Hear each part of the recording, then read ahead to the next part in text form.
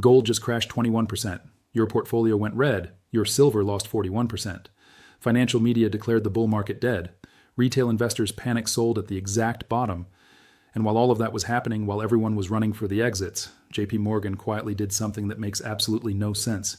They raised their gold target to $6,300, not before the crash, after. They watched gold collapse from $5,680 to $4,400, the worst crash in 45 years, and their response was to tell their clients to expect even higher prices. That is not normal. That is not how Wall Street works. When assets crash, banks lower targets, they protect their reputation, they follow the trend. But JP Morgan did the opposite, and they were not alone. Deutsche Bank held at $6,000. UBS maintained their bullish stance. Citi raised their silver target to $150 after a 41% collapse. And Morgan Stanley told their high net worth clients to put 20% of their entire portfolio into gold. 20%. That has never happened in the history of that bank. Something does not add up here. Either these are the most incompetent analysts on Wall Street, or they know something that you and I are not supposed to see. I spent the last 3 weeks finding out which one it is, and what I discovered buried in Treasury filings, central bank reports, and inventory data will completely change how you think about this crash. By the end of this video, you will know exactly why the biggest banks on earth are betting against the crash narrative. You will see the data they are looking at, and you will understand why this 21% drop might be the greatest buying opportunity of your lifetime, or the biggest trap ever set. One of those is true. Let me show you which one. Welcome to Finance Currency. If this is your first time here, this is where I break down what mainstream financial media will not show you.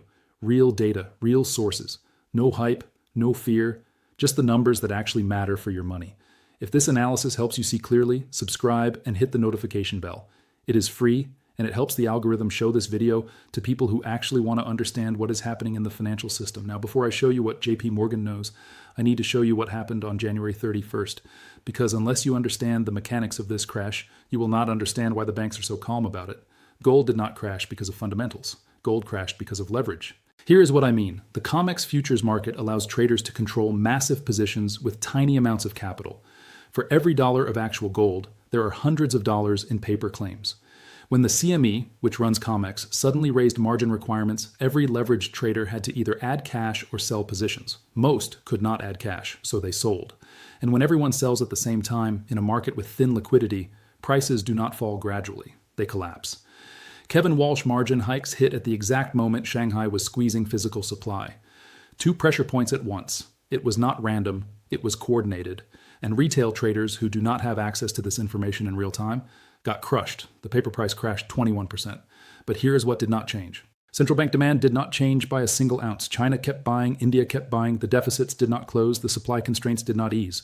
The fundamentals that pushed gold from 1,800 to 5,680 over the past 2 years are exactly the same today as they were on January 30th. Not one thing changed except the paper price. And this is what JP Morgan understands that most retail investors do not. They are not looking at the screen, they are looking at the structure. And the structure is screaming one thing. This crash was a reset, not a reversal. Now I'm going to show you exactly what they see. The filings, the flows, the central bank data, the inventory numbers, every single piece of evidence that led the biggest bank on Wall Street to raise their target after the worst crash in 45 years. But first, I need to show you one number that changes everything. And I mean everything. In November 2013, China held $1.267 trillion in U.S. Treasury bonds. They were America's #1 creditor, the biggest buyer of American debt on earth. Today, that number is $682 billion, the lowest since 2008. $585 billion, gone. That is larger than the GDP of Sweden, larger than the GDP of Thailand. China removed an entire country's worth of money from the American financial system, and the pace is not slowing. It is accelerating. 2022, 173 billion sold. 2023, 50 billion sold. 2024, 57 billion sold. 2025 through November, over 115 billion sold. Where did that money go? Because money does not disappear, it moves. This is where the story gets interesting. And this is where you start to see what JP Morgan sees. Stay with me. Because what I am about to show you in the next section is the reason every major bank ignored the crash and raised their targets instead. The answer is sitting in plain sight. You just need to know where to look. China's money went into gold, not some of it. Hundreds of billions of it. And they are not stopping. The People's Bank of China has been buying gold for 14 consecutive months. Not 1 month skipped. Not at $3,000. Not at $4,000. Not at $5,680. They bought at every single price level without hesitation. Think about what that means for a moment. You and I hesitate when gold drops 2%. We check the charts, we read the headlines, we wonder if the top is in. China bought through a 69% annual rally without blinking once. That is not trading. That is not speculation. That is a national directive with a timeline measured in decades, not quarters. In early 2023, China held 2,010 tons of gold.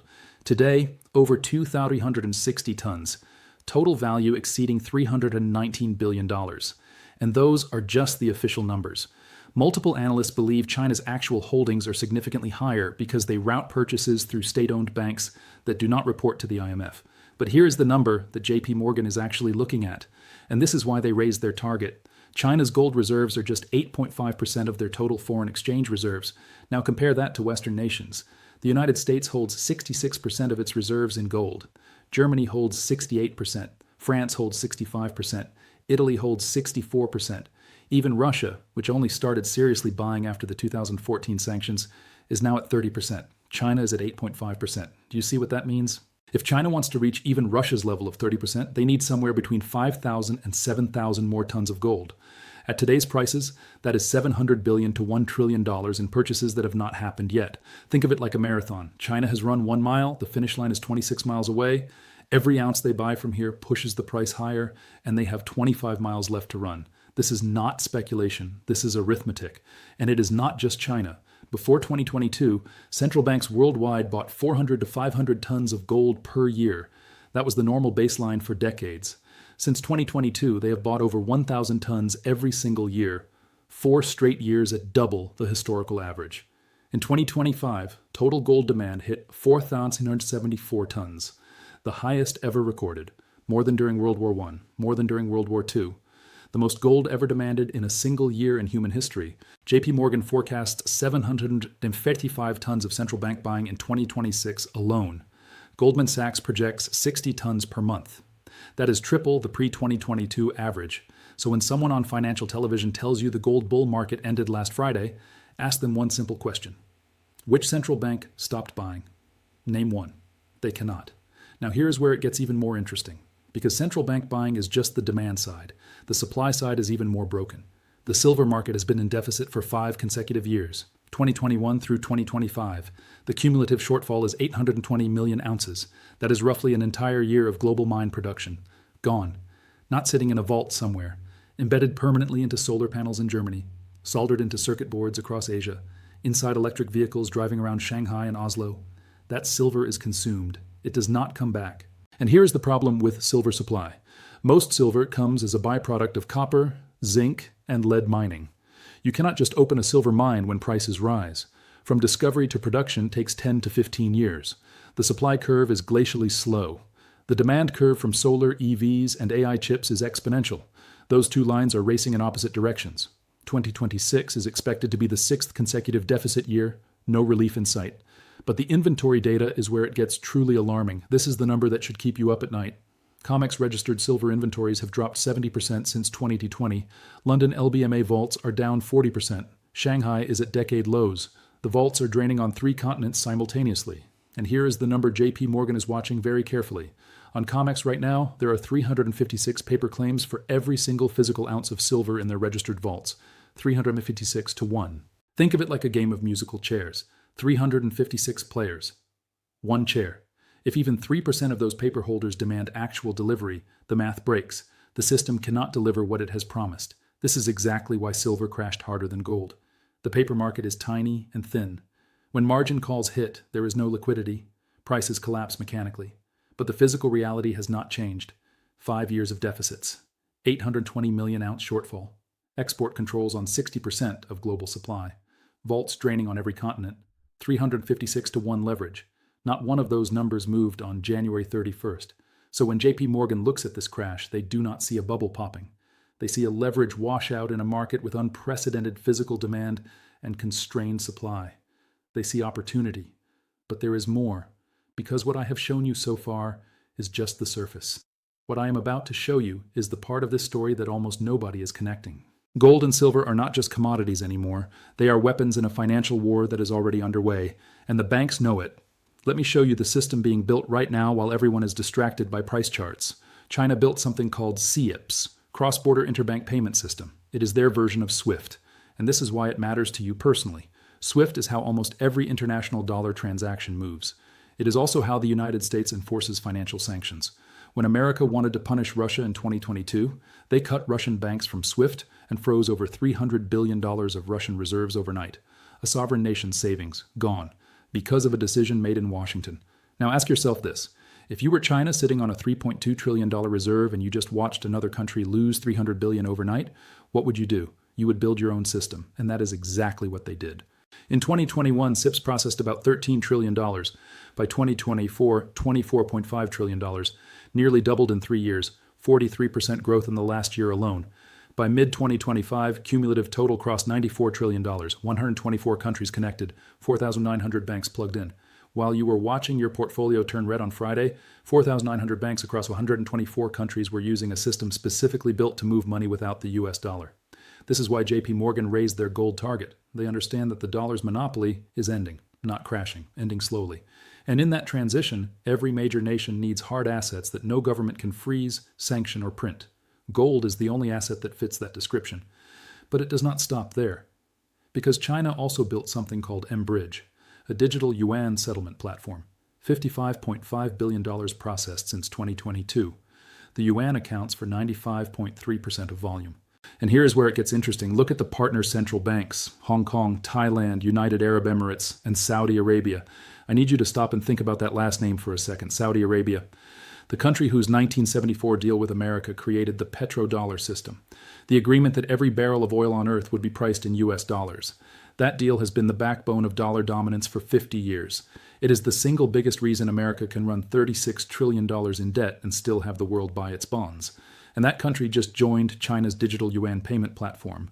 What do you think happens when every oil-producing nation in the Gulf sees the Saudis at China's table? They start asking for a seat. 1/3 of all Chinese trade is now settled in yuan. A decade ago, that number was near zero. When China buys oil from Saudi Arabia, sells electronics to Southeast Asia, trades with Africa and Latin America, a growing share of those transactions never touches a dollar at all. The dollar is not even in the room. And here is the move that might be the most clever of all. Kenya converted $3.5 billion of dollar-denominated sovereign debt into yuan-denominated debt. Ethiopia is considering the same. Multiple Belt and Road nations are in discussions. Why does this matter? When a country owes dollars, it needs to earn dollars. It trades through SWIFT. It stays in America's orbit. But when that debt becomes yuan, suddenly it needs yuan. It trades with China. It uses SIPs. One conversion pulls an entire nation's financial gravity from Washington to Beijing. Multiply that across dozens of countries on 3 continents and you see the pattern. This is not one dramatic move. It is 1,000 small moves, each one pulling a thread from the dollar's fabric. And in 2025, Xi Jinping called currency strength a pillar of national power. That is the first time a Chinese leader has ever publicly framed currency as a weapon of geopolitical competition. Then they wrote it into law. China's 15th five-year plan explicitly prioritizes yuan internationalization as a strategic national goal for 2026 through 2030. This is not a speech. This is state policy. Now here is what jpmorgan understands that most people miss. In this environment, both sides need gold. America needs gold to maintain credibility as the dollar loses its monopoly status. China needs gold to build credibility for the yuan as an alternative. East needs it. West needs it. That is the scenario where gold wins no matter who wins the geopolitical chess match. It is like 2 restaurants in a town that used to have one. The old restaurant is bigger, more trusted, but the new one is open, and every year more people eat there. For the farmers who grow the food that both restaurants need, business has never been better. You're gold. You're silver. You are the farmer. This is what the banks see. This is why they ignored the crash and raised their targets. They are not looking at Friday's candle. They are looking at the decade ahead. And the decade ahead has structural gold demand unlike anything in modern history. Now let me connect everything I have shown you. China selling $585 billion in treasuries, 14 straight months of gold buying, SIPs with 124 countries live, digital yuan with Saudi Arabia on board, 1/3 of trade settled in yuan, dollar debt converting to yuan debt across developing nations. Every single piece is already operational. This is not a plan. This is execution happening in real time. And against that backdrop, gold crashed 21%. Here is what every major bank is saying after that crash. jpmorgan, $6,300. They forecast gold averaging $5,055 in the fourth quarter, rising to $5,400 by end of 2027. Deutsche Bank and UBS, $6,000 or higher. Goldman Sachs holding at $5,400. Citi Raise silver to $150 after the crash. These are four of the biggest financial institutions on the planet, all bullish, all after watching the worst crash in 45 years. Some algorithmic and technical models project gold reaching 7,000 to 8,500 by end of this year. Long-term forecasts from multiple research houses put gold between 17,000 and 21,000 by 2030.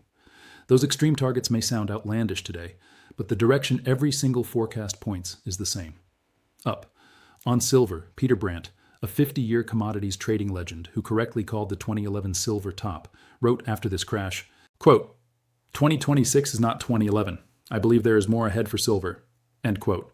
Now here's the historical pattern that ties everything together, and this might be the most important 60 seconds of this entire video. In the 1970s, gold went from $35 to $200. Then it crashed 50%. Analysts declared the bubble over. Regular people sold at the bottom. Then gold went from $100 to $850. 8.5 times higher after the crash everyone thought was the end. Silver did the same thing. From $150 to $6. Crashed hard. The average investor gave up. Then it exploded to $50. Does January 31st feel familiar now? Does a 21% crash after a 200% rally sound like something you have heard before? History does not repeat exactly, but it rhymes. Now here is my personal take. And I want to be completely honest with you. I spent 3 weeks going down this rabbit hole after the crash. I needed to know if the thesis was broken. Was the data still there, or had something fundamentally changed? I pulled Treasury filings, central bank reports, IMF reserve compositions, CIPS volumes, COMEX inventory drawdowns, every major bank forecast published after the crash. Here is what I found when I put all of the data in one place. I believe the crash was a liquidity event, not a fundamental event. Paper leverage was destroyed. Physical demand did not change by a single ounce. Not one central bank stopped buying. Not one deficit closed. Not one export restriction was lifted. I believe gold is in a structural multi-year bull market. Central banks buying 1,000+ tons for 4 straight years is not a trend. It is a regime change in how nations store wealth. De-dollarization across 124 countries is not a fad. These forces do not end because of one Friday. I believe silver has the most explosive setup I have ever studied. 5-year deficit, 820 million ounce shortfall, no substitute at commercial scale, export controls on 2/3 of global supply, 356 to 1 paper leverage on COMEX, solar and AI demand growing double digits every year. That combination is unlike anything I have seen in any market. But I also want to warn you, the volatility will be savage. 29 to 121 in 12 months, then 41% down in 2 days. Silver does not go up in a straight line. It never has. If you cannot handle a 40% drawdown, silver will break you before it makes you. The thesis is strong. The ride will not be smooth. This is not investment advice. This is my reading of the data. Your situation is different. Your risk tolerance is different. Make your own decision. Now here's the question I want to leave you with. In 1970, gold was $35. Today, after a 21% crash, it is $4,900. That is 14,000%. Every crash along the way felt like the end. 1975 felt like the end. 1980 felt like the end. 2013 felt like the end. 2020 felt like the end. And now 2025 feels like the end. Every single time, the people who looked at the data instead of the fear, who studied the fundamentals instead of the headlines, who held when it hurt, those are the ones still here. Ask yourself honestly, are you going to be one of them this time? Remember where we started. Gold crashed 21%. jpmorgan raised their target. Now you know why. Central banks have not stopped. Deficits have not closed. China is at 8.5% gold reserves. The West is at 66%. The marathon has barely started. What happened on January 31st was not the end of the story. Based on everything I have shown you today, every data point, every filing, every inventory report, every bank forecast, I believe it was the intermission. If this helped you see the full picture, send it to one person who needs this data. Most people will never find these numbers on their own. Subscribe to Finance Currency. I break down what mainstream media will not touch. In my next video, I'm going to show you exactly how JPMorgan closed $10 billion in silver short positions at the exact bottom of this crash. The timing, the filings, the connections, you are not going to want to miss that one. Drop your gold and silver targets for 2026 in the comments. I want to know what you think after seeing all of this. I read every single one, and I will see you in the next video.